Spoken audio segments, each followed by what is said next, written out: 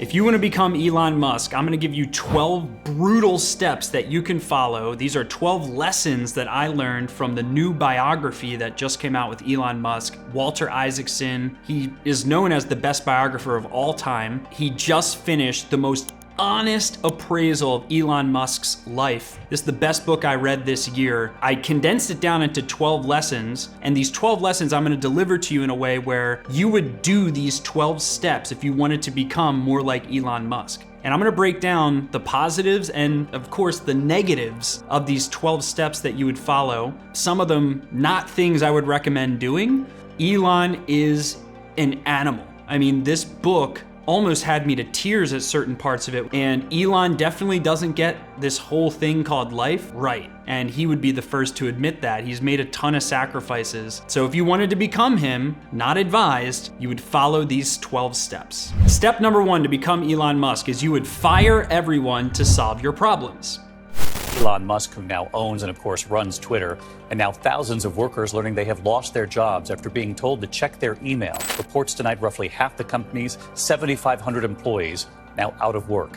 When you read this biography, you'll see that this is not just what happened with Twitter. Through the multiple decades of Elon's life and business, this is a model that he follows. He's like a heat-seeking missile when he sees problems in his business, and he goes right towards the source of the problem. And usually his first step is to just fire everyone related to the problem. Now, the negatives to this are quite long, right? So if you were to have the same mentality as Elon, you would create a culture around you of people wondering when you're gonna shut them off completely.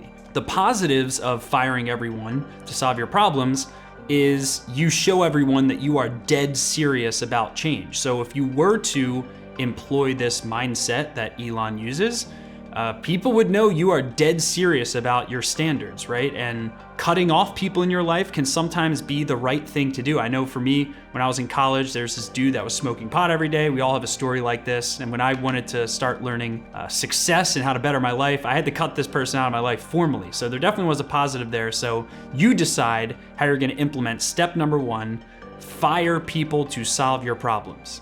Step number 2, disregard all laws except for the laws of physics. Now, I know this sounds funny, disregard all laws. Elon, he does not listen to authority in any way, shape, or form. If someone says this is the way we do things, Elon will literally find out which governmental entity made the rule. And he won't just find what governmental entity made the rule, he'll find the person at the government entity that made the rule. And then he will change the rule. He will change the law. A stupid example of this, when Elon was designing the sun visor for one of the Teslas, someone said this white thing that's on a sun visor, when you pull it down, it has all this like warning label stuff on it. He thought it looked ugly. He told his team to go find out who was the exact person who made this rule to go and change it. He never accepts any rules that are given to him unless they are the laws of physics. He will fight tooth and nail to change the laws to his liking. The negative of this is obviously you're in a constant state of questioning everything, which for some people, I know for myself, can really harm my productivity. The positives of this is you come up with breakthrough innovations and new ways of thinking, which Elon is an absolute expert at. By challenging the laws around us, the ways that things have been done in the past, we open ourselves up to completely new ways of thinking, and that's how innovation happens. All right, step number 3, don't care if you go bankrupt. I know that sounds funny, but there's been some memes circulating around of Elon doesn't care that he goes bankrupt, and I kind of say that tongue in cheek, because he actually does care if he goes bankrupt. When you really read the book, he freaks out every time one of his companies are about to go bankrupt. Who wouldn't? But one crazy example of this is that 4th rocket launch. I've never seen it broken down in such an emotionally provoking way. To hear the amount of anxiety that Elon was going through after that 3rd rocket failed, man, it built so much respect. Elon put it all on the line.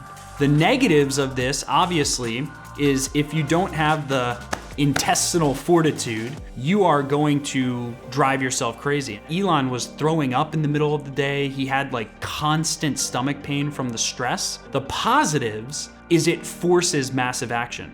The reason the fourth rocket launch worked, I believe, is because they had no plan B. When you put yourself in situations like this, it literally forces you into a make or break situation. Magic can happen when you put yourself in that level of stress, but there's also on the opposite side a emotional toll that you have to be willing to absorb. All right, step number 4, if you wanted to be Elon, you would work 24/7, 365, literally. He spent an entire week sleeping under desks in his offices. It's this level of workaholism that is unmatchable. Obviously, the negatives to this, your decision making is hindered. And Elon has made a lot of not so bright decisions because he is so tired all the time. He's working himself to the bone. But the positives are, again, he builds that trust with his team. He gets way more done in a week than probably anybody else. And because he's built a culture of this hard of work, it's pretty hard to keep up or compete against any of his companies because his team is also working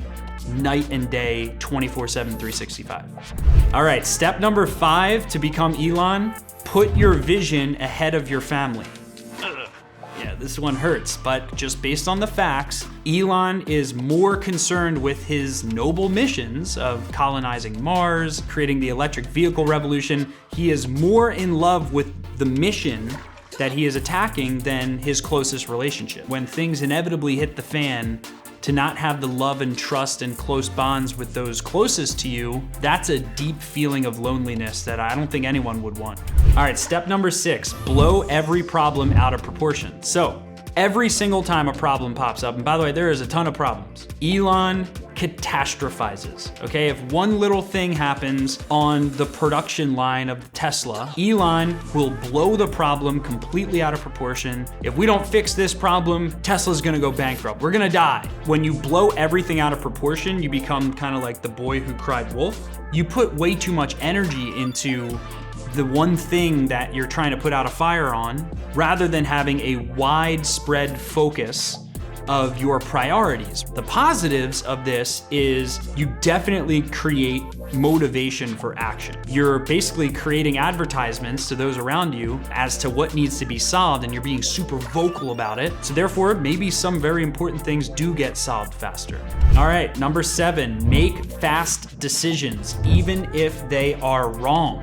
Elon is constantly making decisions throughout the book. He is not looking for votes. He's not looking for people to agree with him. He's basically saying, this is gonna happen, and if you don't follow what I'm saying, you're gonna be fired. This searing level of decisiveness also leads to some bad decisions. Like, for example, Hyperloop. You know, he has this idea of creating an underground tunnel system to transport people in busy urban cities, and the ideas don't really materialize, right? And he has a ton of other decisions he made that worked really, really well. But he chooses to make fast decisions, even if they're not the right decisions, because he chooses to learn through failure, not by waiting for the right time. The positives to this is people want to follow a decisive leader. They don't want to follow someone who's wishy-washy, and Elon is never in doubt. All right, number 8 is to reinvest everything that you have. You see this constant trend through the book. When he got his winnings from PayPal, he reinvested that into SpaceX and Tesla. Negatives of reinvesting everything is obviously you're taking a ton of risk. Positives is when you take that much risk, something's bound to work when you invest that much money in projects, especially projects that are super important. All right, step number 9 to become Elon is you're gonna set unreasonable deadlines on everything. Self-driving cars are gonna be 1 year from today, and then 1 year hits and they don't hit the goal. Another example of deadlines that were met were the crazy 2-week launch deadline he set for the 4th rocket, where they had to basically rebuild a rocket in 2 weeks from when the 3rd rocket failed. It was insane, and they actually met the deadline. So Elon has this gift of being able to shorten timeframes. If his team says it's gonna take 5 months to get something done, He's like, I will not let you leave this room until you show me how it can be done in a month. The negatives of this are if you don't meet deadlines, then people stop believing the deadlines. And there's a part in the book where his team noticeably starts rolling their eyes going, oh yeah, okay, Elon, that's the deadline. And they found out they just needed to tell Elon they'd get it done by the deadline, and then he wouldn't really freak out if they missed the deadline. That's one of the negatives, but the positives is you create a crazy sense of urgency in those around you when you set crazy deadlines and when you make those deadlines public, which Elon is an expert at. I mean, he will publicly announce to the world before he even tells his team, this is happening by this day, and then his team freaks out, oh my God, how are we gonna get this done? He's like, too late, I just said it to the public. All right, step number 10 to become Elon is to obsess over the quality of your work. I don't know of any entrepreneur that does this better than Elon.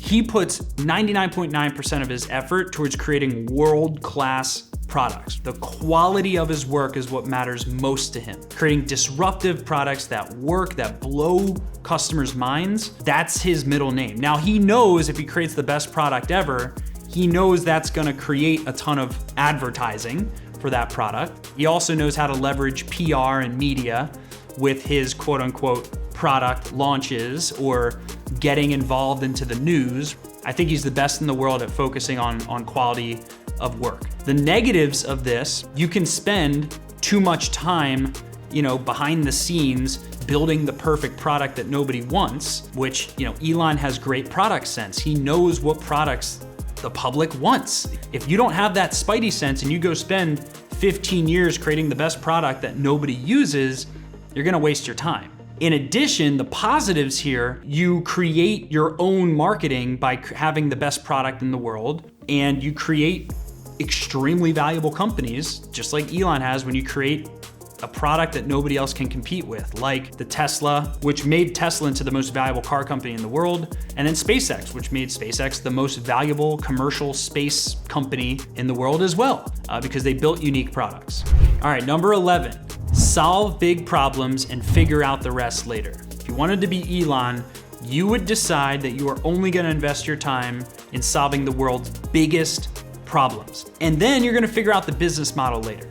He gets fascinated by solving a huge problem, like for example, colonizing Mars. Another example is commercializing spaceflight, right? Making spaceflight accessible to everyday people. When he got super sold on colonizing Mars, he spent months not even thinking about the business model for it. He figured that out afterwards, but he felt that if I solve this problem, the business model is gonna appear later. The negatives of this is you don't really know if there's a market. Again, Elon has great product sense. If you focus on solving some big problem and it ends up there's not a business model behind that problem, then you could end up spending all this time solving a problem that has no business model behind it and go broke. So the negatives to this are significant, but the positives are way, way, way higher. We all just focus on solving bigger problems in our day-to-day life, in our work, we would ultimately have a bigger impact on the world. All right, step number 12, the last step to becoming Elon Musk. You would create your own method for decision-making. What does this mean? Elon has this thing called the algorithm, where he challenges everything about the status quo within the industries that he's targeting. Elon has his own methodology that he's not reading in a book, that he created for himself, the same thing that Charlie Munger has done, his mental models, right? He has his own way of making decisions. And all of us can benefit from this insight because oftentimes we look up to mentors, we read books, we try to learn from people more successful than us, and we end up adopting their thinking patterns as our own, but in the process, we lose our own method of decision making. So how much further would you be in your life if you owned your method for making decisions, right? Your own proprietary methodology for decision making, you Inc. You would make a ton more progress in your life. You'd be completely aligned with what you value, and you'd be able to feel that you're truly pursuing your life's purpose. Those are the 12 brutal steps that you would need to follow in order to become Elon Musk. My takeaways from the new biography. Let me know which one of the 12 you're going to focus on in the comments and why. And that's all I got. We're just here to provide value to people like you who want to change the world, and I'll see you in the next video.